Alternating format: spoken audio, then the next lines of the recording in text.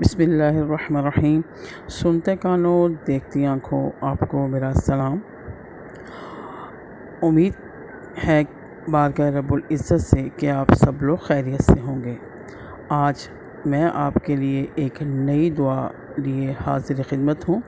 جیسا کہ آپ کو معلوم ہے کہ ہر دوسرا انسان کسی نہ کسی پریشانی میں اور فکر میں اور غم میں مبتلا ہے۔ اللہ رب العزت نے ہمیں اس کا توڑ بھی بتایا ہے۔ وہ رب کائنات اگر ہمیں غم اور فکر دیتا ہے تو وہ ٹالنے والا بھی ہے۔ ضرورت اس امر کی ہے کہ ہم اس سے گڑ گڑا کر رو کر دعائیں مانگیں۔ انشاءاللہ العزیز ہمارے تمام فکر اور پریشانیاں غم دور ہو جائیں گے۔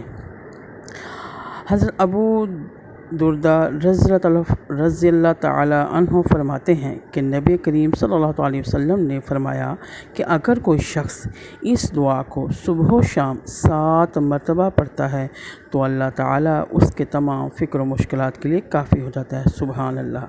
دیکھیے کتنی پیاری بات ہے جو ہمارے نبی کریم صلی اللہ علیہ وسلم نے ہمیں بتائی ہے۔ وہ دعا کون سی ہے، میں آپ کو اس بارے میں آگاہ کرتی ہوں۔ سورہ توبہ کی آیت نمبر 129 شروع کرتے ہیں دعا پڑھنا۔ بسم اللہ الرحمن الرحیم۔ حسبی اللہ لا الہ الا هو علیہ توکلت وہو رب العرش العظیم۔ حسبی اللہ لا الہ الا هو علیہ توکلت وہو رب العرش العظیم۔ حسبی اللہ لا الہ الا هو علیہ توکلت وہو رب العرش العظیم۔ بے شک مجھے اللہ ہی کافی ہے، اس کے سوا کوئی معبود نہیں، اسی پر بھروسہ رکھتا ہوں اور وہ بڑے تخت کا مالک ہے۔